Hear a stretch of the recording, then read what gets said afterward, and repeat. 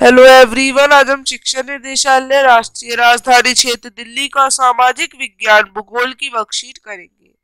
ये कार्यपत्र 61 है जिसमें हम 7 जनवरी की वर्कशीट करेंगे। तो आइए इस वर्कशीट को स्टार्ट करते हैं। इसमें आज हम जलवायु में मॉनसून का आगमन और मॉनसून की वापसी के बारे में जानेंगे। तो आइए कैसे शुरू होता है पहले वो जानते हैं। तो मॉनसून की अवधि जून के आरंभ के मध्य सितंबर तक 100 या 120 दिनों का होता है। ये तो सामान्य बारिश अचानक बढ़ जाती है इस मौसम में और कई दिनों तक लगातार जारी रहती है।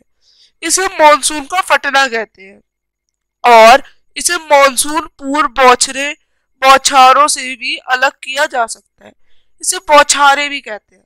तो मॉनसून आमतौर पर जून के पहले सप्ताह तक भारतीय प्रायद्वीप के दक्षिणी छोर से प्रवेश करती है।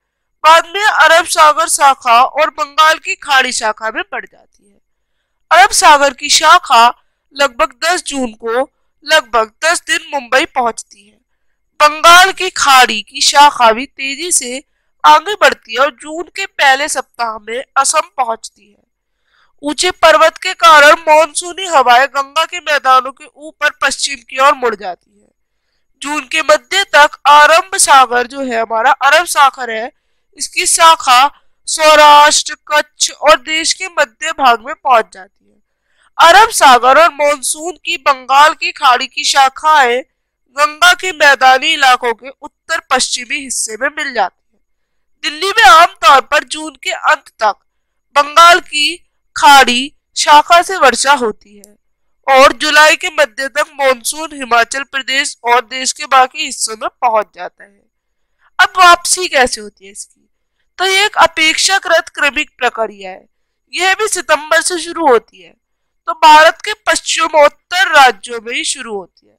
मध्य अक्टूबर तक क्या होता है, ये प्रायद्वीप उत्तरी भाग तक पहुंच जाती है और पूरी तरह से पीछे हट जाती है। प्रायद्वीप के दक्षिणी आधे हिस्से में वापसी काफी तेजी से होती है। दिसंबर की शुरुआत तक देश के बाकी बचे हिस्सों में भी मानसून चला जाता है।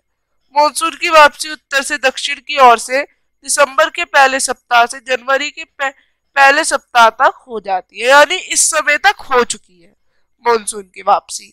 आज 7 दिसंबर है, पहला महीना जो हमारा पहला सप्ताह है वो बीतने वाला है। तो इस हिसाब से हमारा मानसून की वापसी हो चुकी है। अब भारतीय मानसून की विशेषताएं। तो भारतीय उपमहाद्वीप में दक्षिण पश्चिमी मानसून के रूप में आने वाला मानसून दक्षिणी सिरे से टकराकर 2 शाखाओं में बदल जाता है। मानसून शुष्क और गीले मौसमों में परिवर्तन में होता है। मानसून के बीच के शुष्क काल को मानसून में विराम कहा जाता है। मानसून की तीव्रता, आवृत्ति और अवधि से भिन्न है। मानसून अपने आगमन और वापसी में अक्सर अनियमित हो जाता है। तो बहुत तेज बादल हो जाता है या फिर होती नहीं है बारिश। अब मानसून का फटना क्या है? तो मानसून का फटना भारत में मौसम की स्थिति में अचानक बदलाव को संवर्धित करता है। आमतौर पर गर्म और शुष्क मौसम से दक्षिण पश्चिम मानसून के दौरान गीले और आर्द्र मौसम में दैनिक औसत वर्षा के कारण वृद्धि की विशेषता है।